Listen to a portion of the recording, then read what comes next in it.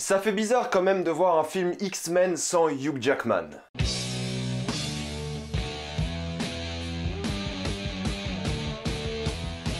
X-Men Dark Phoenix. Comme d'habitude, jusqu'à 8 indiqué dans le titre de la vidéo, il n'y aura pas de spoiler, parce que vous êtes tranquille, après on va tout spoiler. Avant de commencer cette critique, un petit mot du partenaire de cette vidéo, Filmora 9. Pour beaucoup d'entre vous, vous avez déjà essayé de faire du montage vidéo, mais ça vous a peut-être saoulé parce que trop compliqué, alors Filmora 9 est fait pour vous. Je l'ai essayé et c'est un logiciel extrêmement simple à utiliser. C'est vraiment sa force, c'est que c'est un logiciel pour les amateurs, mais aussi pour les professionnels. C'est un logiciel qui est vraiment puissant, qui peut faire plein de trucs intéressants comme ça. Vous savez très bien que j'utilise un fond vert, alors sachez que sur Filmora 9 vous pouvez l'utiliser très facilement. En plus de ça, Filmora 9 contient des effets vraiment très cool et beaux à regarder et simples encore une fois à utiliser. Si vous devez faire une vidéo pour un mariage, pour votre travail ou même si vous voulez vous lancer sur YouTube, essayez Filmora 9. C'est facile, puissant et efficace. Le lien pour Filmora 9 sera dans la description et dans le commentaire épinglé. Et nous, on attaque X-Men Dark Phoenix. Lors d'une mission de rescousse des X-Men dans l'espace, Jean Grey sera contaminée par une substance bizarre qui va la rendre extrêmement puissante. Découvrant de plus en plus ses nouveaux pouvoirs, elle commence à effrayer les X-Men et à causer plein de problèmes autour d'elle, que ce soit sur des civils ou même sur ses collègues mutants. C'est au tour des X-Men d'arrêter Jean Grey qui est complètement dépassée par ses pouvoirs. Je vais pas vous mentir, j'attendais pas spécialement ce film, je m'en foutais un peu de la saga X-Men depuis Apocalypse. Apocalypse m'a tellement déplu que j'en avais vraiment plus rien à faire d'X-Men, surtout après le départ de Hugh Jackman. C'est vrai que c'est difficile de se réintéresser à X-Men sans Wolverine, mais je suis quand même allé voir ce film parce que je me suis dit pourquoi pas, ça peut être sympa à regarder, ça peut être très divertissant. Et je pense que lundi prochain je ferai un top de tous les films X-Men, donc soyez là. C'est vrai que Dark Phoenix, on peut être très peu intéressé par le projet, surtout parce que la Fox vient d'être achetée par Disney. Disney va sûrement intégrer les X-Men dans le MCU dans quelques années, peut-être dans une dizaine d'années, on verra. Mais c'est vrai que c'est sûrement le dernier film X-Men de la part de la Fox et je vous avouerai que j'ai passé un bon moment. Dans le sens où j'avais pas vraiment d'attente, c'est vrai, et je m'attendais à voir de la merde aussi. Mon attente c'était que ça allait être un mauvais film, mais pas du tout au final. C'est un film qui est très compétent, c'est un film qui dit quand même d'une certaine manière adieu aux X-Men. C'est pas non plus des au revoir très puissants, mais ça boucle un peu tout ce qui a été fait depuis le tout premier X-Men, et je trouve qu'en fait ce film va être assez sous-coté. Il y a plein de défauts, mais il y a aussi beaucoup de qualité, et au final je suis assez content d'être allé voir ce film, parce que c'était un film qui s'est fini d'une manière assez nostalgique, et ça m'a juste donné envie de me remater tous les X-Men. Non pas que les anciens sont meilleurs, même si c'est un peu le cas, pas tous, hein, on sait très bien de quoi je parle, on verra dans le top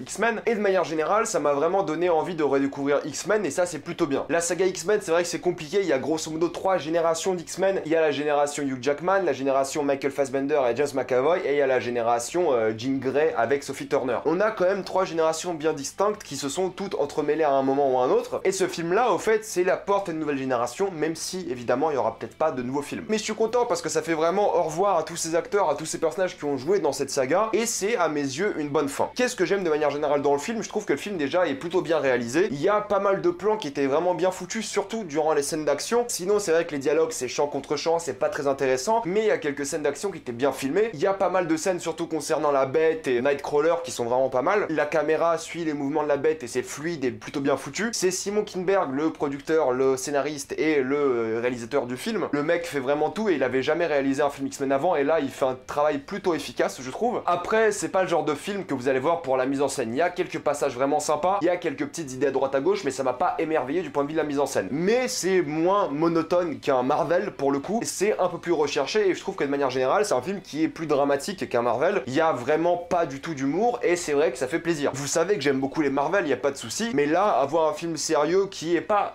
tout à fait parfait dans sa dramaturgie, ça change et ça donne quand même quelque chose d'assez intéressant. Et ce qui est vraiment bien, c'est que ça n'a pas oublié ce qui est X-Men depuis le début, c'est des mutants contre la société avec une intrigue secondaire qui est pas très intéressante, mais c'est surtout l'intrigue de Jessica Chastain qui sert vraiment à rien, et je sais pas pourquoi elle existe. Jessica Chastain dans ce film c'est vraiment du gâchis. Mais ce qui est dingue c'est que je voyais que tous les acteurs voulaient arrêter de jouer dans X-Men, et ça se ressent, surtout Jennifer Lawrence. Alors elle attendait que ça de se barrer de ce projet, c'est évident, mais c'est vrai que je me suis pas ennuyé, j'ai pas passé un mauvais moment devant. Il y a un ventre mou au début du film et je vous expliquerai pourquoi, mais sinon je trouve que le film a une bonne introduction, le film a de bonnes scènes d'action, il y a une scène d'action à New York que j'ai trouvé vraiment bien foutue, et le film passe plutôt vite. Et je sais pas si j'apprécie ce film parce parce que je m'attendais à voir une catastrophe, ou juste parce qu'au fait c'est un moment divertissant. C'est pas un grand film, mais c'est un film qui a quand même des thématiques intéressantes. Cette thématique des mutants et la société revient souvent. C'est moins exploité que dans les premiers X-Men, X-Men 1 et 2, mais c'est quand même présent et il faut le noter. Et je trouve que le film est pas très bien rythmé, mais je me suis pas ennuyé pour autant. À partir du moment où ils ont complètement assumé leur délire, à partir du moment où tu revois Michael Fassbender, je trouve que le film est vraiment cool. Je sais pas ce qui s'est passé ces dernières années, mais Michael Fassbender, tu me manques. T'es un acteur que j'adore depuis longtemps et je te vois plus jamais. Tu ne fais plus aucun film qui m'intéresse ou qui est vraiment au cinéma. Il y avait des histoires qu'il allait faire Kung Fury 2 avec Schwarzenegger, mais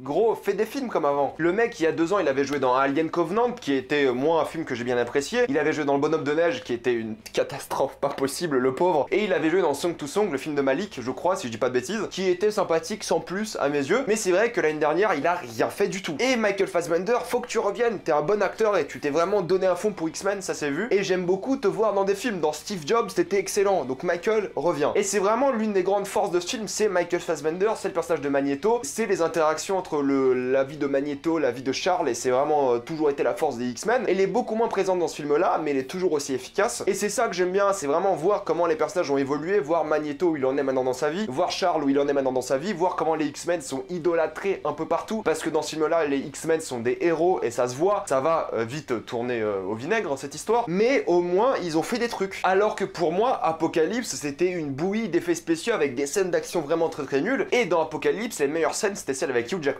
et Michael Fassbender. Là, il y a vraiment des scènes très cool tout le long du film. Quel gâchis d'avoir eu Oscar Isaac dans ce maquillage dégueulasse, et Apocalypse, un des plus grands méchants des X-Men dans ce film. C'est dommage, hein. Mais de manière générale, c'est un film qui se caractérise plus sur la psychologie des personnages, c'est ça qui fait avancer le film. Et c'est qu'ils doivent faire des choix, ils ont des dilemmes durant ce film. Et c'est vrai que la psychologie de Charles, je l'aime beaucoup dans ce film. C'est un mec qui avait atteint son objectif de faire aimer les X-Men par la population, et vu que Jean Grey pète un peu un câble, les X-Men se font de nouveau détester. Et tu vois que le mec a pris des risques, et non pas ses risques à lui, mais en risquant ses étudiants, il a fait des choses qu'il aurait pas dû faire, et tu vois que le mec est un peu tourmenté par ça. Et de l'autre côté, tu vois que Magneto, il est content parce qu'il a une vie maintenant, il a sa propre colonie sur une île et il est vraiment satisfait de ce qu'il fait là-bas. Il vit dans sa petite société à lui et c'est cool. Et c'est vrai qu'il joue un peu l'élan de la nostalgie dans ce film et ça marche plutôt bien. Par contre, il y a des trucs dans ce film qui sont pas ouf du tout. C'est vrai que les dialogues de Jennifer Lawrence sont vraiment nuls. À un moment, elle sort une phrase, j'étais mort de rire. À un moment, elle dit dans le film, tu devrais renommer les X-Men par les X-Women parce que c'est les femmes qui arrêtent pas de sauver les hommes ici. C'est un peu forcé, on va pas se mentir. Et il y a plein de dialogues qui est un peu forcé comme ça, qui est pas, voilà, qui est un peu pas terrible, où tu te dis mais qui a écrit ça, t'as quel âge? C'est vrai qu'il y en a un peu comme ça, c'est un peu dérangeant. Il y a des trucs que tu comprends pas, comme où est-ce qu'a disparu Quicksilver durant tout le film. Le mec est ultra puissant et c'est vrai qu'on a encore le droit à une petite scène où il utilise ses pouvoirs, une scène qui était copie conforme, celle de Justice League avec Superman et Flash, vous savez de quoi je parle, mais encore une fois, il est présent et ensuite il disparaît du film. Peut-être l'acteur avait une gastro, je sais pas ce qui s'est passé, mais il est pas du tout dans le film, et toute l'intrigue de Jessica Chastain, inutile. Vraiment, je sais pas ce qu'elle fout dans le film. Le film aurait pu marcher sans elle et se concentrer uniquement sur la capacité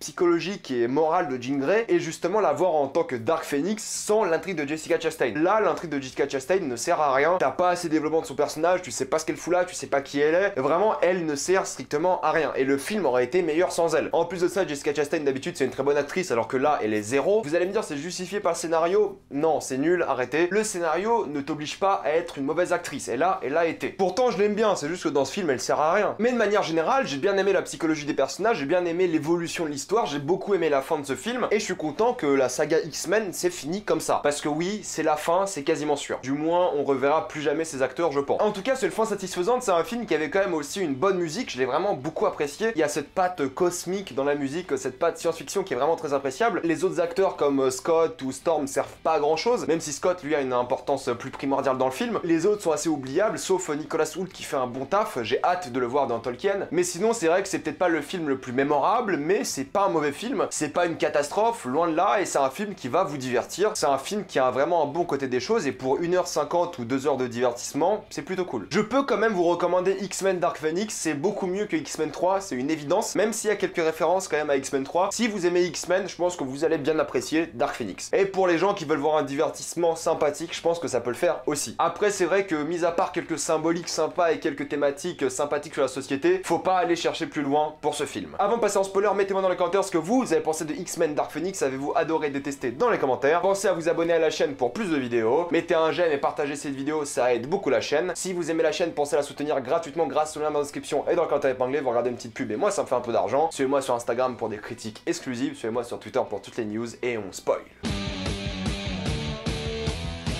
J'ai beaucoup aimé l'introduction du film où tu vois justement les parents de Jean Grey mourir en sachant que c'est sa faute, et j'ai beaucoup aimé voir Charles vraiment content qu'il ait réussi à donner une bonne image aux X-Men. Tu vois qu'il est fier de ce qu'il a fait, de ce qu'il a construit ici, et c'est vraiment touchant de le voir comme ça. Et c'est vrai que Jennifer Lawrence, tu vois qu'elle veut qu'une seule chose, et on l'avait compris dès les bandes annonces, tu savais qu'elle allait mourir très très vite. Et je trouve qu'ils ont quand même bien utilisé sa mort parce qu'elle sert à quelque chose, elle sert à motiver Nicolas Hoult, la bête, elle sert à motiver Magneto, sa mort sert à quelque chose. C'est vrai que cette scène-là était pas très bien foutue, c'est vrai que tu comprends pas trop pourquoi Charles Xavier a voulu effacer la mémoire de Jean, en théorie pour la protéger, certes. Ça sort un peu de la personnalité et du comportement de Charles, c'est un peu bizarre, mais tu peux comprendre un peu son point de vue, il voulait juste qu'elle grandisse normalement. C'est à partir de là que je trouve que le film devient bien, c'est après la mort de Raven. C'est vrai que l'introduction était très cool, avec le moment où Charles parle à Jean quand elle est petite, c'est très sympa, mais toute la scène dans l'espace, je l'ai trouvé pas très bien foutue. C'était juste des bouilles d'effets spéciaux et c'était pas très ouf au niveau visuel. Ça faisait penser en plus à Captain Marvel en mode, tiens, tu prends toute cette énergie dans toi et tu deviens surpuissante. Ça reste différent de Captain Marvel évidemment, mais c'est vrai que après la mort de Raven, la mort qui était à mes yeux pas très bien orchestrée, elle est morte un peu comme Logan, la pauvre, tu voyais que Jennifer Lawrence en avait plus rien à battre de ce film et de la saga, et tu voyais qu'elle voulait se barrer. Elle s'est barrée, c'est fini, de toute façon tout le monde s'est barré, c'est fini. Mais c'est vrai qu'à partir de là, quand elle va voir Magneto, le film devient vraiment bien, je trouve. Tu comprends que Magneto il a fondé sa société, tu comprends qu'il est content, et j'ai bien aimé voir justement ce duel d'hélicoptère entre Jean et Magneto. Par contre, c'est le genre de truc où je me dis, c'est un peu stupide. Pourquoi? Parce que quand tu veux mettre plus de puissance sur un truc, tu mets une main, et quand tu veux en rajouter, t'en mets une deuxième. C'est un truc un peu classique comme dans Star Wars. Tu utilises la force, mets une main, t'en mets deux, t'es plus puissant. Vous comprenez l'idée, mais moi ça me fait toujours marrer ce genre de truc. Mais tu vois que Michael Fassbender, il est à fond. Et toute la scène où Nicolas Hoult est vénère contre le personnage de James McAvoy, c'est une scène qui est quand même assez poignante parce que tu vois qu'ils vont être divisés. Tu vois que ça va partir en Civil War. En vrai, X-Men, ça a toujours été un peu la guerre civile de tous les points de vue. Entre la société, entre les X-Men entre eux, entre Magneto et Xavier, ça a toujours été comme ça. Mais j'ai beaucoup aimé le fait que la société se retourne contre les X-Men, ils attendaient qu'un seul événement pour se retourner contre eux, et j'aime beaucoup à quel point Charles est déçu de ça, à quel point il essaie de contacter le président, il essaie de leur dire voilà c'est terminé, on a échoué, et ça marche pas vraiment. Et toute la scène à New York, je l'ai trouvé vraiment bien filmée, vraiment bien foutue. T'avais et les combats entre les X-Men de Xavier et de Magneto, et le combat entre Jean Grey et un peu tout le monde, mais c'est vrai que Jessica Chastain, ah là là, ce personnage de merde. En fait, c'est une alien qui s'est fait atomiser par le pouvoir du Phénix, et elle est venue sur Terre pour détruire les humains et prendre leur place pour avoir une nouvelle planète, et elle dit aussi qu'elle veut toute la puissance du Phénix, comme ça elle pourra la contrôler et faire tout ce qu'elle veut. Sauf que quand elle prend la puissance du Phénix, elle avait bien dit que personne n'a réussi à la contrôler sauf Jean Grey. Alors pourquoi d'un coup elle arrive à contrôler les pouvoirs du Phénix? Je ne sais pas, c'est un peu bizarre. Vous allez me dire oui, elle a pas tous les pouvoirs du Phénix, certes, mais c'est quand même vraiment mal amené dans le film. Et toute la séquence dans le train à la fin, je trouvais vraiment bien filmé, t'avais une vraie géographie des scènes, tu t'éclatais vraiment parce que les mutants ils avaient tous leurs pouvoirs et c'était vraiment un bon gros délire. Et vraiment à partir de Magneto jusqu'à la fin, j'ai passé un bon moment. Mis à part Jessica Chastain, mis à part Quicksilver qui disparaît, mis à part Jennifer Lawrence qui s'en bat les couilles, franchement c'est plutôt sympathique à regarder. Et en plus pour une scène qui est filmée dans le train, je trouve qu'il y a une vraie maîtrise de la caméra parce que tu filmes quasiment que l'intérieur du train et t'as vraiment une bonne perspective de tout ce qui se passe. Et j'ai beaucoup aimé plein de scènes dans le film, par exemple quand Magneto écrase le train et le jette, c'est le genre de moment où tu vois que Michael Fassbender il kiffe sa vie. Et j'ai vraiment bien apprécié la fin du film de manière générale. Jean Grey se sacrifie, elle tourne toujours dans le ciel en mode protectrice de la planète, Charles part à la retraite, l'école des mutants continue, c'est normal parce qu'il faut un peu changer le blason, faut dire que c'est la Jean Grey School maintenant parce que sinon médiatiquement ça serait pas ouf. Et ensuite tu vois Magneto et Xavier jouer aux échecs, donc c'est pour moi une belle fin qui donne de beaux adieux à la saga et qui était plutôt efficace. Y a pas grand chose à dire mis à part que c'était un moment tout à fait divertissant. Mettez-moi dans les commentaires ce que vous avez pensé de X-Men Dark Phoenix. Pensez à vous abonner à la chaîne pour plus de vidéos, mettez un j'aime, ça aide beaucoup la chaîne. Si vous aimez la chaîne, pensez à soutenir gratuitement grâce au lien dans la description et dans le commentaire épinglé, vous regardez une petite pub et moi ça me fait un peu d'argent. Suivez-moi sur Instagram pour des critiques exclusives, suivez-moi sur Twitter pour toutes les news et salut à tous.